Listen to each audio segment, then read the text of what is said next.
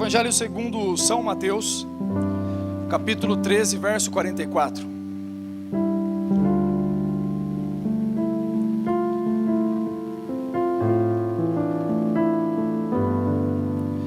Quantos acharam, digam amém. Se você não achou, diga que você precisa de uma escola dominical. Todos acharam, né? Aleluia. O reino dos céus assemelha-se a um tesouro escondido no campo. Certo homem, tendo-o encontrado, escondeu-o novamente. Então, transbordando de alegria, vai e vende tudo o que tem e compra aquele terreno. Da mesma forma, o reino dos céus é como um negociante que procura pérolas preciosas. E assim que encontrou uma pérola valiosíssima, foi, vendeu tudo o que tinha e a comprou. Glória a Deus. Obrigado por essa palavra, Jesus. Queridos, eu quero falar hoje sobre renúncia. Que em muitas vezes a gente já não vê essa palavra tão acompanhada mais de uma pregação do Evangelho.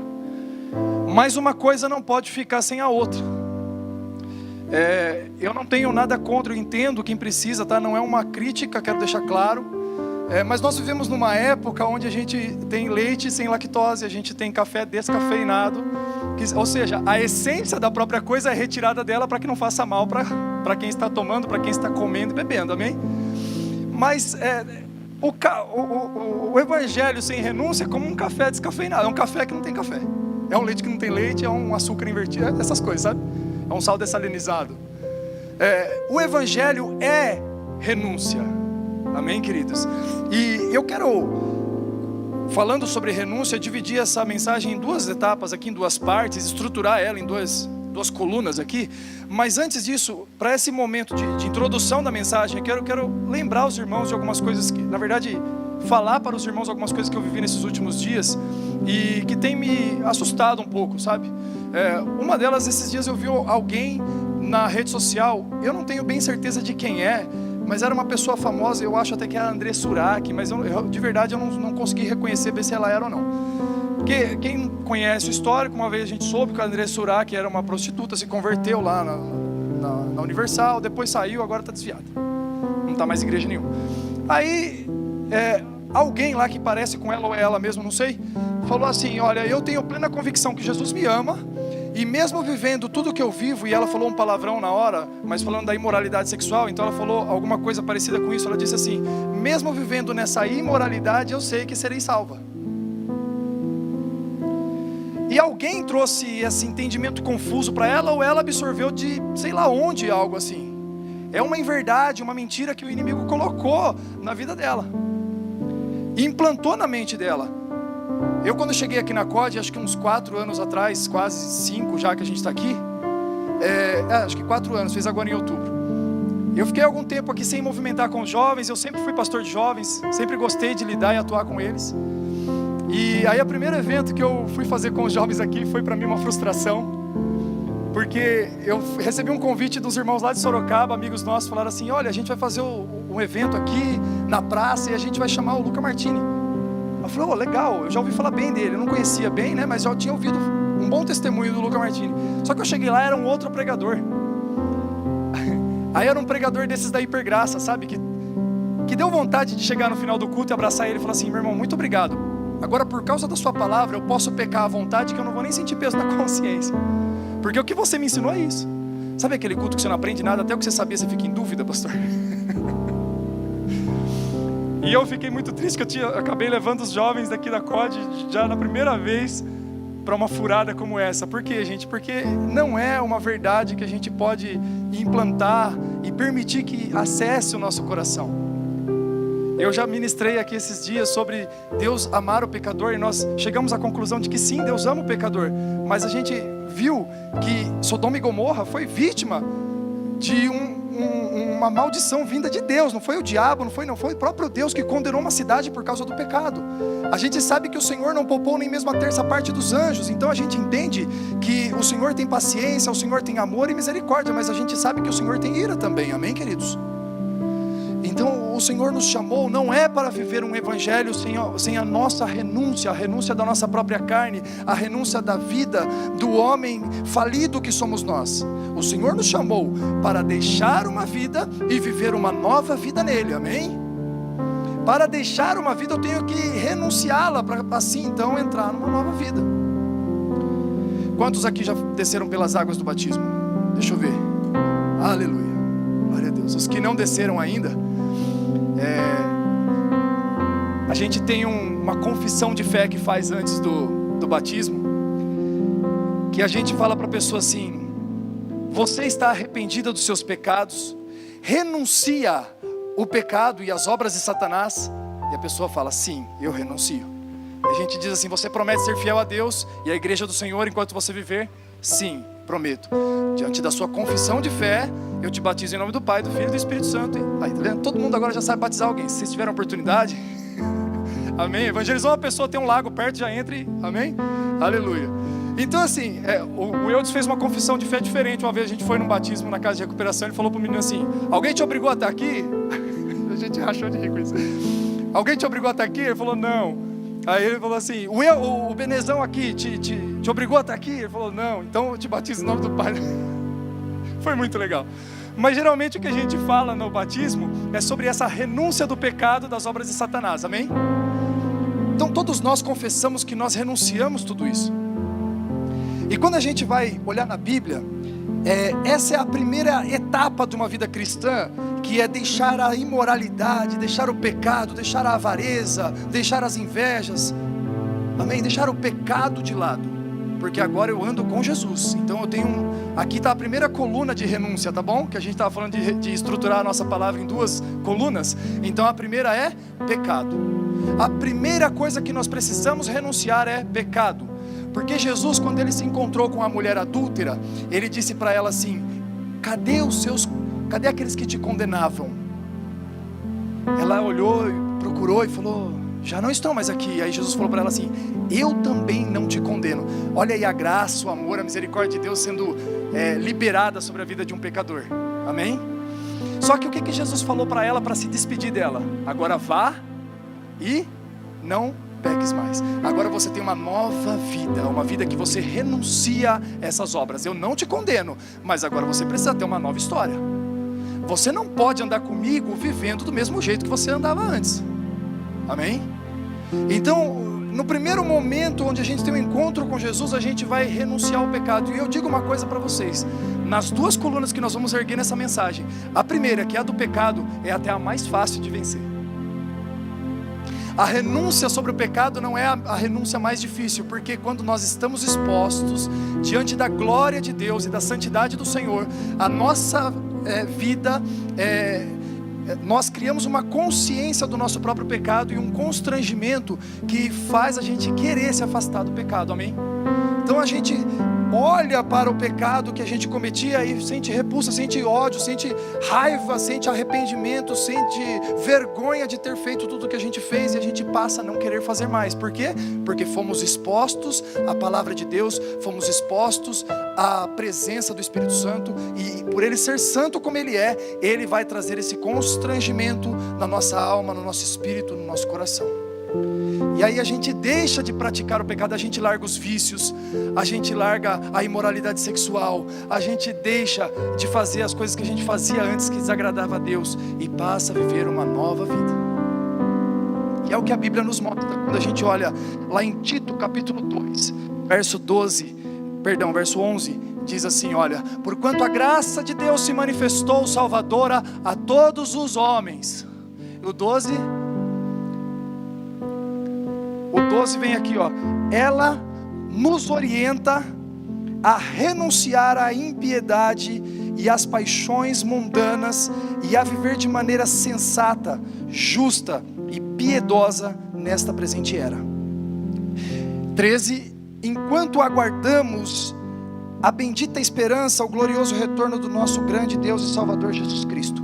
Então a graça de Deus aqui em Tito 2, 11, 12, 13, ela nos explica, que a Bíblia nos explica, que a graça de Deus ela se manifesta salvadora para nos ajudar, para nos orientar a renunciar à impiedade e às paixões mundanas.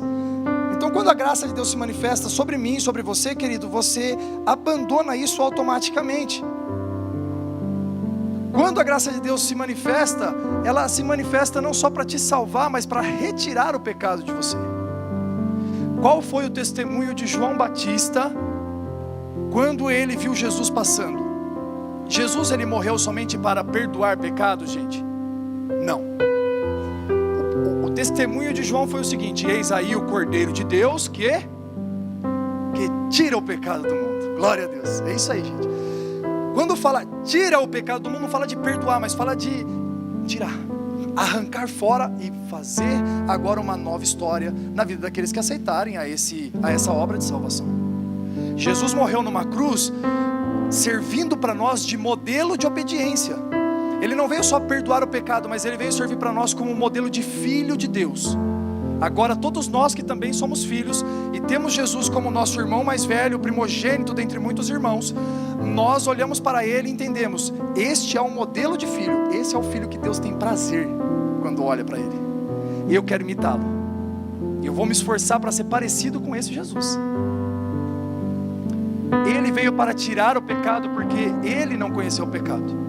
Então a graça de Deus, ela se manifesta e nos orienta a deixar a impiedade e as paixões mundanas. Então quando a graça de Deus vem, a gente já está livre do pecado. Amém? 1 Pedro, no capítulo 1, verso 18 e 19, diz assim: porquanto estáis cientes de que não foi mediante valores perecíveis como prata e ouro que fostes resgatados do vosso modo de vida vazio e sem sentido, legado por vossos antepassados.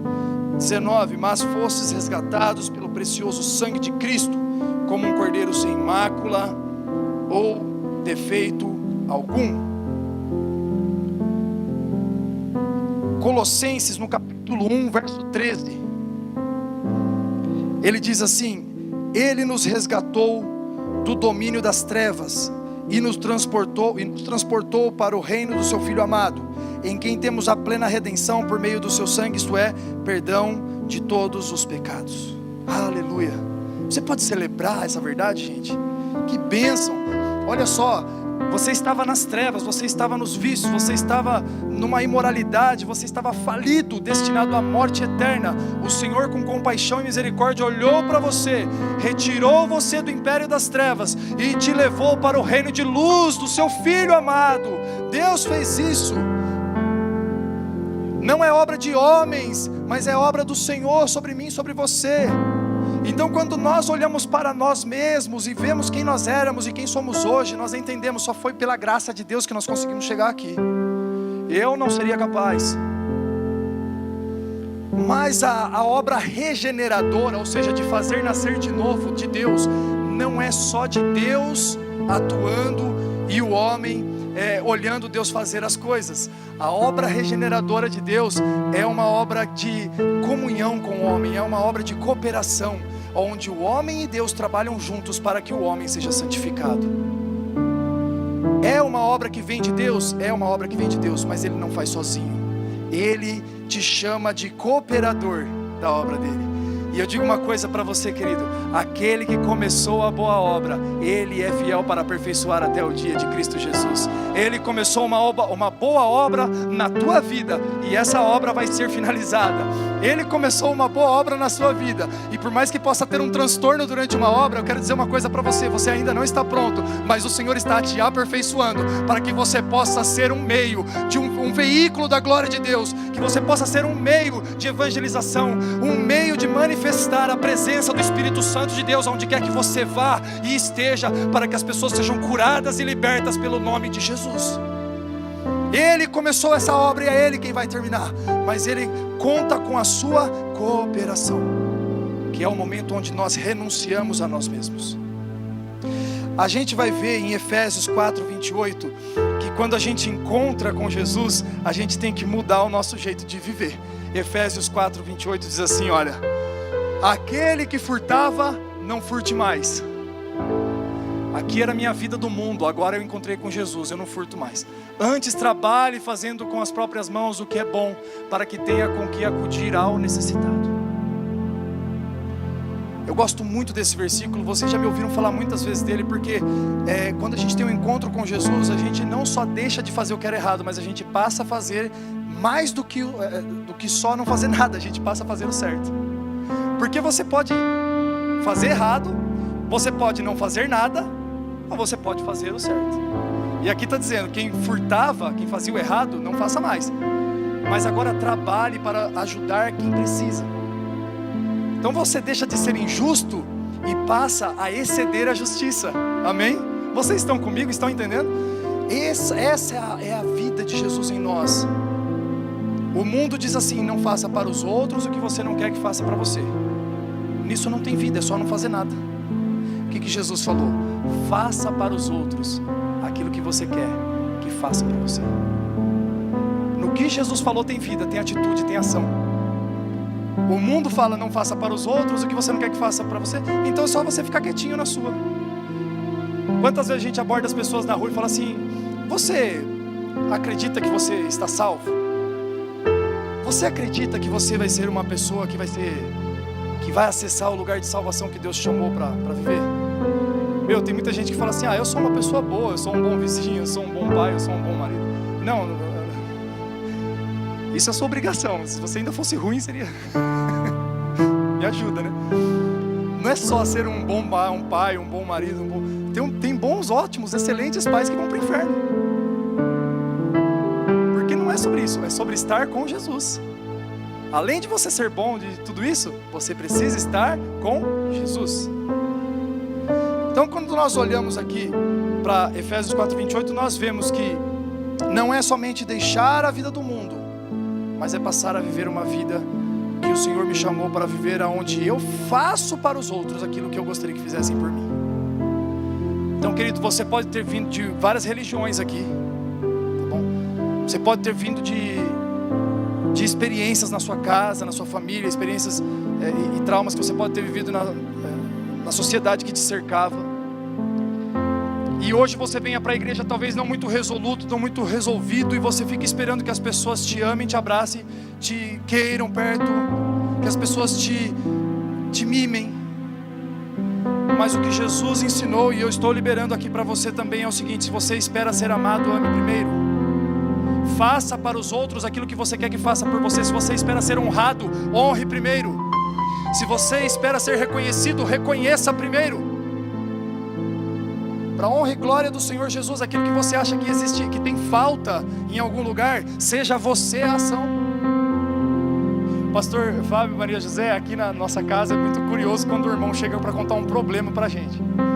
Fala assim: pastor, notei aqui que a gente está precisando melhorar uma questão aqui na igreja, que tem uma coisa aqui que está faltando. A gente fala assim: então tá bom, querido, eu estou te ungindo agora a pessoa responsável por isso. Se Deus falou com você, te incomodou, é você que vai cuidar. É você que vai fazer. As reclamações baixam muito quando a gente faz isso, viu? Diminuem demais. Mas assim, o irmão fala assim: está faltando uma caixa de correio. Pronto, eu te unjo agora o rapaz que vai cuidar da caixa de correio. Está faltando um movimento aqui com os adolescentes. Aleluia, irmão, o Senhor te levantou. Ei, você pode dar uma glória a Deus que você foi levantado? Aí, aleluia. Você vai cuidar dos adolescentes. Então assim, quando a gente faz parte da obra do Senhor, da guerra que o Senhor nos chamou para viver, a gente já não está mais num culto para assistir o culto e depois dar uma nota, ver se foi bom o louvor, a palavra. Então, não, a gente está aqui para cultuar junto. Se o culto não foi bom, meu irmão, talvez, né, porque você não entregou direito também. É assim, eu também, eu posso falar que o culto não foi bom porque eu não entreguei bem o culto. Glória a Deus. A equipe de louvor foi maravilhosa aqui, os irmãos foram impecáveis, amém? Aí agora, irretocável aqui, o louvor foi uma bênção. Quem quis e buscou, sentiu a presença de Deus, mergulhou no Senhor, foi uma bênção. Mas quem ficou para trás, não pode falar que foi o louvor. Porque se eu espero que alguém faça algo por mim, eu tenho que fazer primeiro. Se eu espero que alguém me conduza em adoração para que eu chegue, eu vou junto com os irmãos. Eu tenho a minha atitude, a minha ação. Então a primeira coluna foi construída onde a gente abandonou as coisas ilícitas porque nós nos encontramos com Jesus. Tivemos um encontro com a obra da graça, com a obra da salvação, e aí a gente deixou o pecado, deixou a imoralidade. Agora nós somos santos no Senhor. Aleluia. Só que agora a gente tem uma segunda renúncia. a renúncia das coisas que são permitidas, renúncia de coisas que não são pecado, renúncias de coisas lícitas.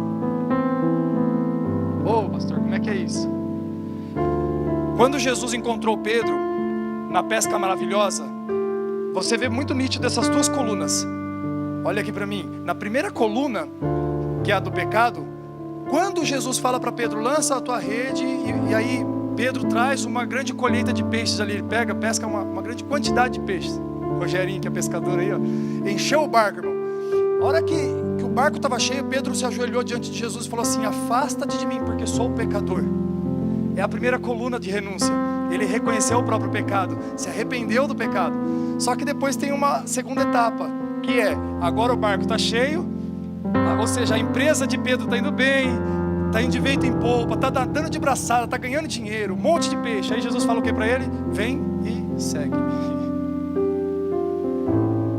Vocês estão acompanhando?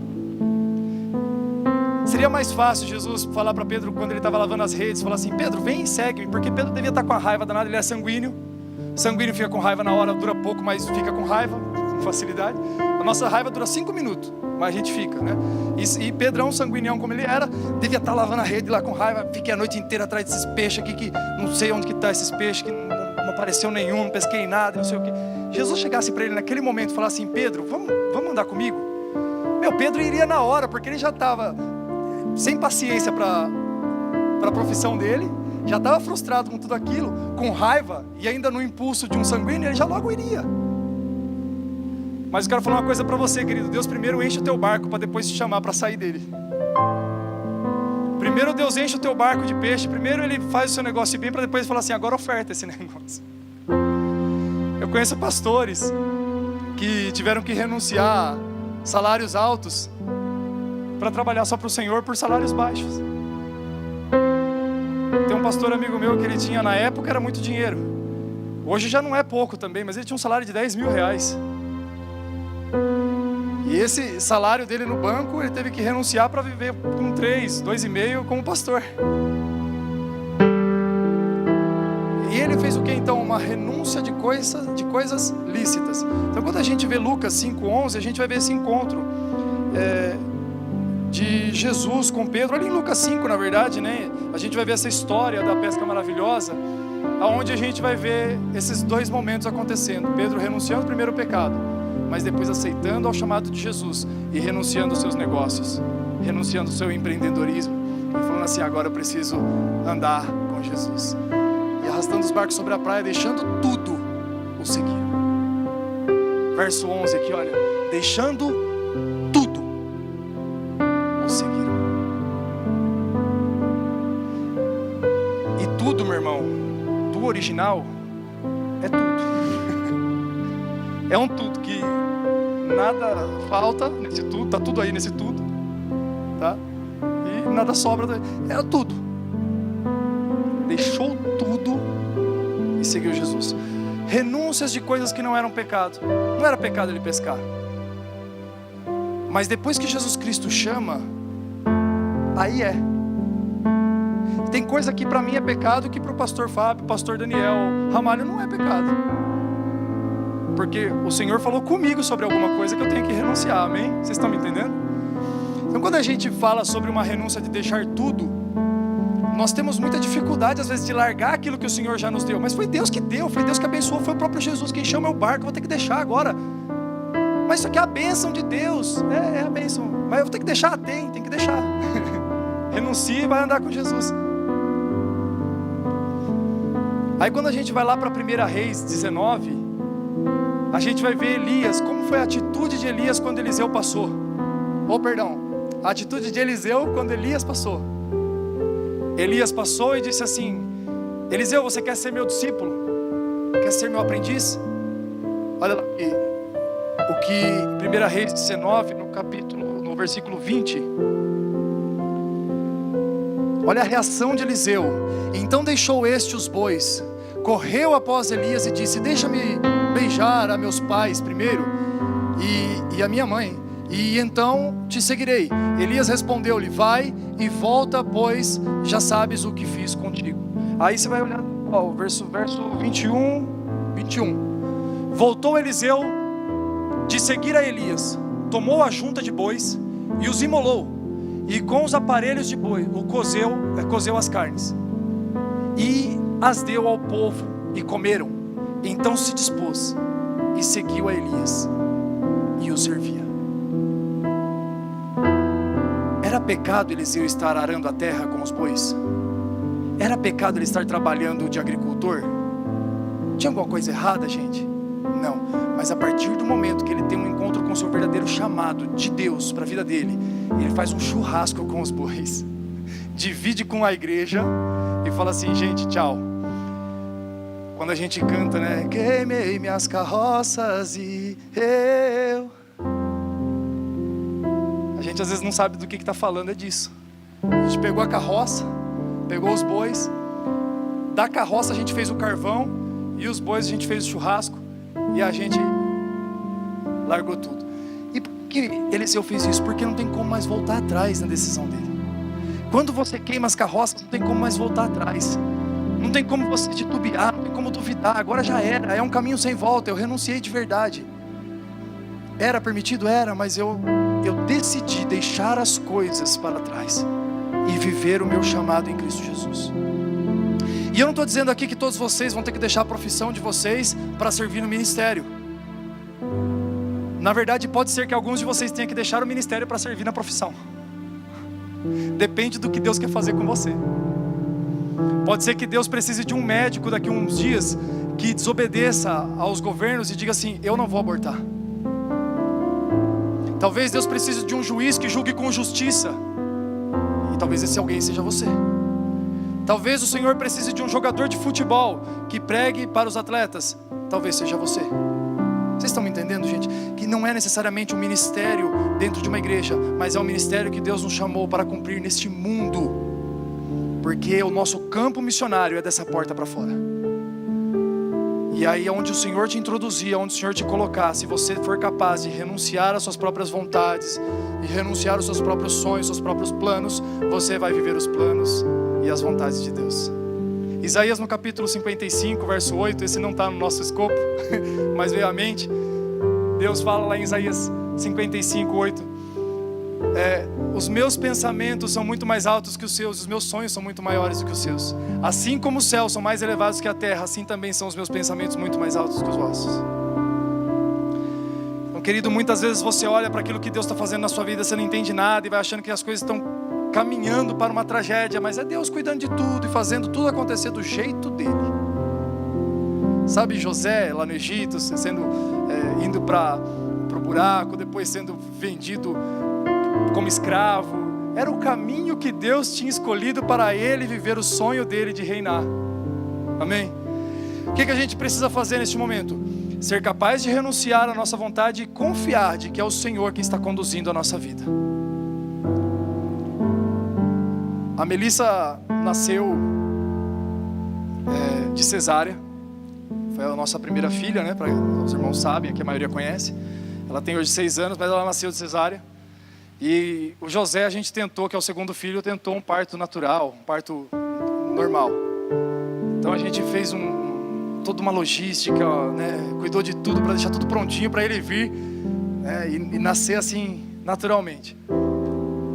Aí, esses dias a Pri estava falando, aí acabou nascendo cesárea, acabou que não deu certo também essa questão. Aí a Pri falou assim: da próxima vez a gente já marca uma cesárea, já marca o dia que vai dar certo. Eu falei assim: não marca nada. Vamos começar a entender que está tudo sob o controle do Senhor, só deixa Ele fazer do jeito que Ele quiser que vai dar certo. Ela falou: é verdade. A melhor coisa que tem para fazer é isso, a gente não tem controle sobre nada. O Senhor tem pregado sobre isso, né, pastor? Que a gente quer ter o controle das coisas, mas não é o ideal. O ideal é que o Senhor esteja no controle. O ideal é que o Senhor tome as rédeas. Amém? Se nós olharmos para a palavra lá em Lucas, no capítulo 14, verso 33, e nós vamos usar bastante agora essa passagem de Lucas 14, em 2 trechos dela, mas eu vou falar primeiro do versículo 33, que fala sobre essa renúncia de tudo para andar com Jesus. Assim, portanto, todo aquele que dentre vós não renuncia a tudo quanto tem, não pode ser meu discípulo. Se não renunciar a tudo.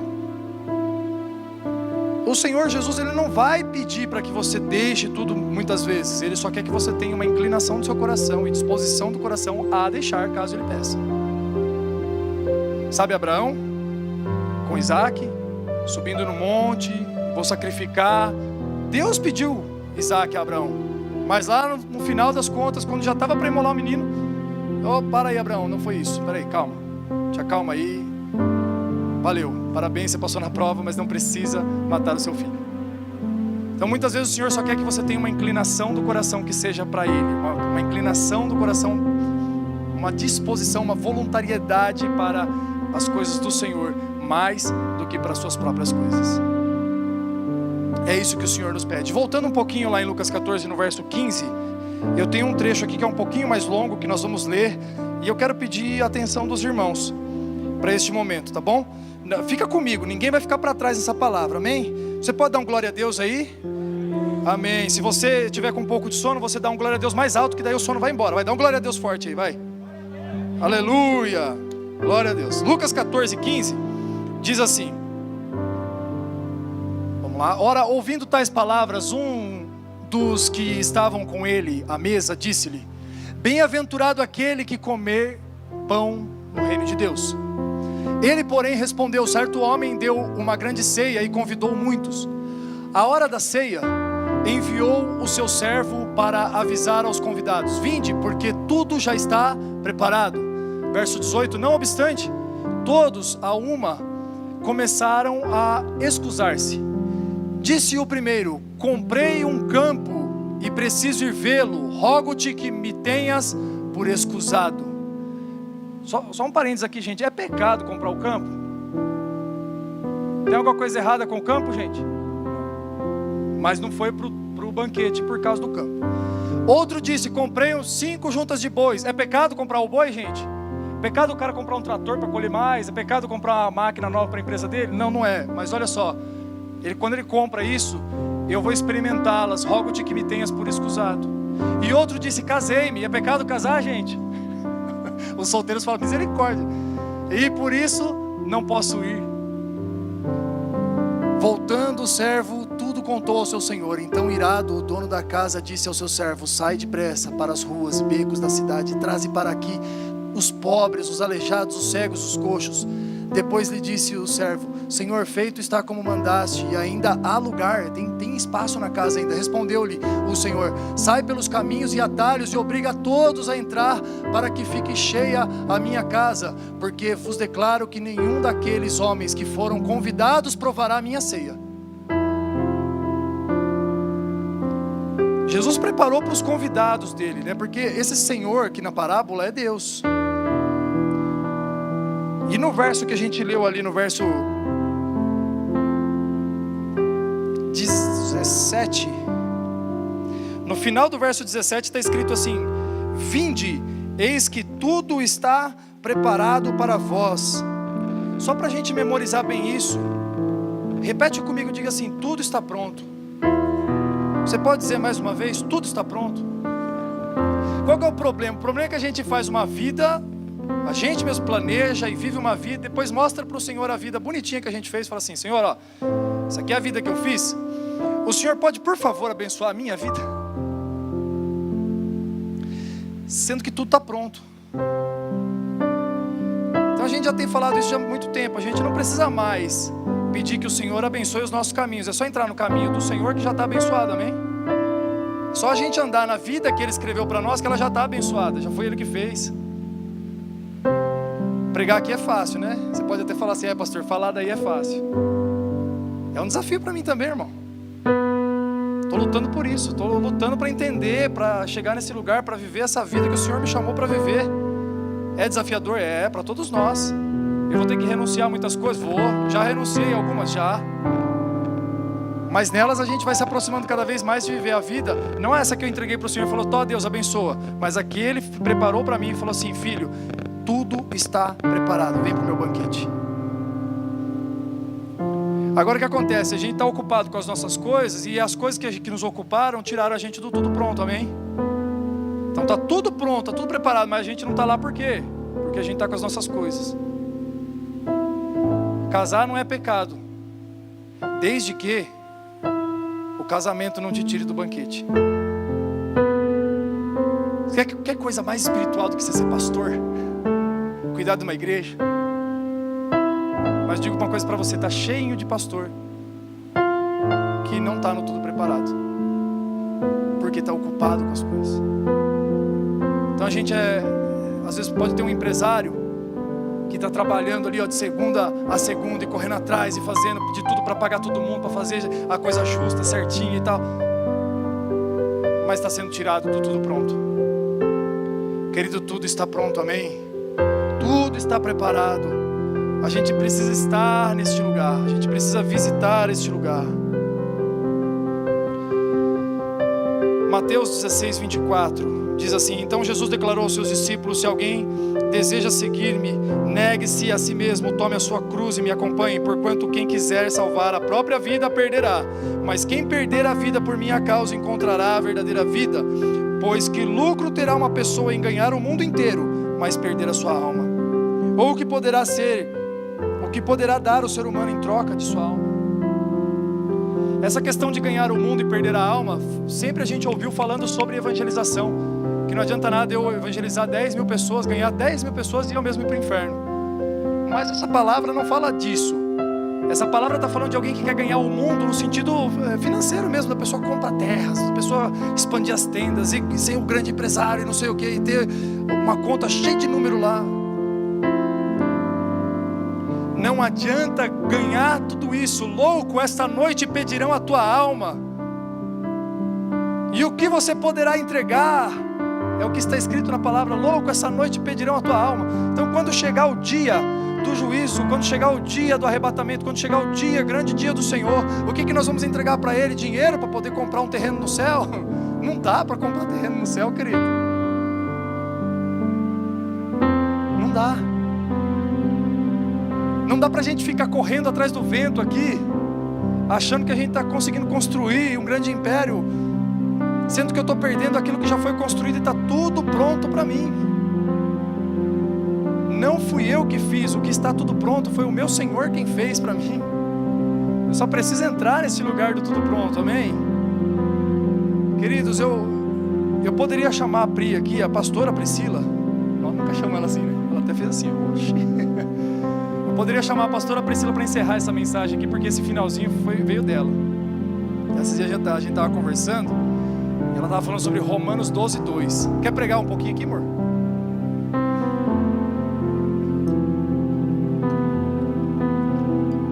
Romanos 12, 2 fala assim: não vos amoldeis a este mundo, mas sede transformados pela renovação da vossa mente, para que possais experimentar qual seja a boa, perfeita e agradável vontade de Deus. Em algumas versões, boa, agradável e perfeita vontade de Deus. Amém. A Pri estava falando comigo esses dias que ela medita nisso desde quando a gente era solteiro. É o versículo que acho que é o preferido dela da Bíblia. E ela estava dizendo assim: a vontade de Deus, ela não é boa, perfeita e agradável, mesmo que seja a vontade de Deus, se eu ainda não estiver amoldado à palavra. Se eu primeiro não transformar minha mente, a boa, agradável e perfeita vontade de Deus vai ser ruim para mim. Vocês estão entendendo isso? Eu demorei um pouquinho para entender, vocês são mais inteligentes que eu, né? Que eu fiquei pensando. Mas olha só, se você não deixa primeiro os moldes, os padrões da sua vida antiga, se você não renuncia as coisas que o Senhor já te pediu para renunciar, você vive a boa, perfeita e agradável vontade de Deus e acha que está ruim ainda. Aí você vira aquele filho mais velho da casa que não conhece o pai. Eu trabalho todo dia para o Senhor, não falta um dia aqui na igreja no culto, sou dizimista, sou ofertante, o Senhor não me deu nem um cabrito para comemorar com os meus irmãos. Filho, o que eu tenho é seu. Alguém que está na igreja o tempo todo, mas não conhece o pai. Alguém que está morando na casa dele, vive com ele, come com ele na mesa e não conhece o pai que tem. Por quê? Porque a cabeça ainda está no molde do mundo, a cabeça não está ainda, não renunciou às coisas do mundo, não renunciou às próprias coisas, às próprias vontades. Quem não renuncia a tudo isso não consegue viver a vontade de Deus como uma boa, agradável e perfeita. Aí quando a gente olha para a vida de Jesus, vamos olhar para Jesus. Quando ele veio como homem nessa terra, ele deixou de ser o Cristo de Deus, né? O eterno, não deixou, perdão. Ele se esvaziou, né, da sua divindade, se esvaziou, escolheu não ser Deus por um tempo e veio ser homem, amém? Jesus era homem, gente. A Bíblia fala que o santo de Israel, o guarda de Israel, não tosqueneja, ou seja, não cochila. Jesus dormiu, não dormiu? Amém? Jesus era homem porque sentiu fome, amém? Sentiu sede? Sentiu dor? Era homem. Deixou de ser Deus para ser homem. Então, o Cristo eterno, aquele que participou da criação, viveu a boa vontade de Deus quando já veio para a terra, nasceu de uma mulher. Isso já é uma humilhação para o Criador vir se tornar criatura, passar por todo esse processo, crescer como um homem, ter que viver uma infância, ter que viver adolescência, ter que viver juventude, até se tornar homem maduro. Mas essa era a boa vontade de Deus, que ele viesse para a terra. E qual que era a agradável vontade de Deus? Que ele pregasse para as pessoas e mostrasse o que é o reino. E ele veio, viveu a boa vontade de Deus, a agradável vontade de Deus, porque ele pregou para as pessoas, ensinou todo mundo, libertou, curou, que coisa linda, ressuscitou dos mortos.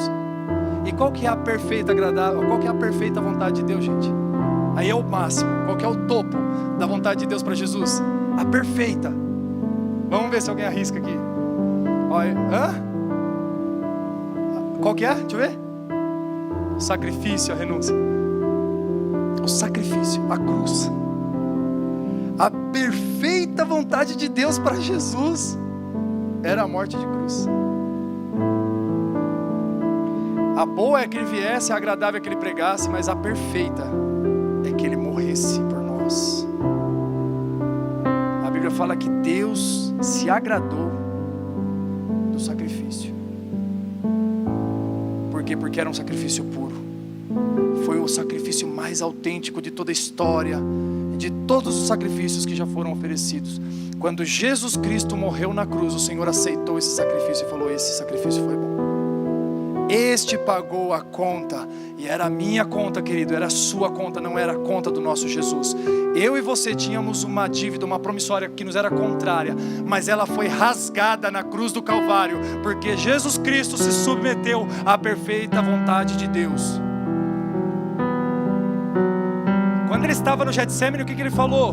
No Monte das Oliveiras: Senhor, se possível for, afasta de mim esse cálice, porque não era a vontade de Jesus passar pela cruz. Ele já tinha visto pessoas sendo crucificadas, ele não foi o primeiro. Era comum pessoas serem crucificadas na época. Ele sabia o que ele ia passar. E aí o nosso Jesus chorando e clamando: Senhor, se for possível, dá um outro jeito. Mas olha, para falar a verdade, não seja feita a minha vontade, seja feita a sua vontade. Porque apesar do Senhor Jesus ter morrido numa cruz, 16 horas pendurados numa cruz, e ter morrido por asfixia, ele não morreu por hemorragia, ele não morreu por estar machucado, ele morreu por não conseguir respirar pela posição que ele estava pendurado na cruz. O nosso Jesus sofreu 16 horas numa cruz, inocente, sem culpa diante de Deus, sem culpa diante dos homens. Ele ficou lá pendurado numa cruz.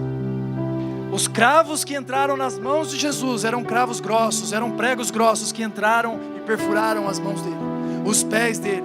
Colocaram sobre ele uma coroa de espinho para zombar dele, porque diziam que ele era o rei dos judeus. E esse nosso Jesus sofreu, antes de tudo isso, muitos açoites, e foi açoitado nas suas costas, e aqueles chicotes com navalhas nas pontas arrancavam pedaços da carne de Jesus, e as costas dele foram todas dilaceradas, apesar de nenhum osso dele ser quebrado. As costas, a pele dele ficou toda machucada, e quando ele ia respirar naquela cruz, os ferpos de madeira entravam naqueles machucados de novo. Jesus sofreu absurdamente para viver a perfeita vontade de Deus, e para que eu e você fôssemos alcançados pela obra de salvação. Quando ele expirou, quando Jesus morreu, ele disse: antes está consumado. O véu do templo se rasgou de alto a baixo. Naquele momento a nossa dívida também foi rasgada. O Senhor Jesus desceu até os lugares mais profundos e declarou que nós não tínhamos mais dívida nenhuma no mundo espiritual. E ele disse: está consumado, está pago, está quitada, está fechada a conta. E não só isso, porque eu fui vitorioso, Eu não só quitei a conta, mas deixei crédito, porque no nome, em meu nome, os meus servos, os meus discípulos expulsarão demônios, e expulsarão enfermidades, ressuscitarão os mortos, e farão obras iguais a minhas e até maiores do que eu fiz. Amém? Querido, é um grande desperdício não caminhar com Jesus depois de tudo que Ele fez por você. Ele fez isso para obedecer o Pai, mas foi por minha causa e foi por sua causa. E se você quiser viver a boa, agradável e perfeita vontade de Deus, a obra de salvação está exposta diante de você, a sua vida está exposta diante dessa obra de salvação hoje. E eu creio, essa obra de salvação pode te alcançar nessa manhã em nome de Jesus. E você pode renunciar à sua vida antiga e passar a viver uma vida nova, que é a boa, agradável e perfeita vontade de Deus. Aleluia! Glória a Deus. Eu creio nisso. Eu creio que o Senhor tem algo preparado para mim e para você, irmão. Renuncie o pecado e as obras de Satanás. Renuncie a sua própria vontade e viva a vontade de Deus.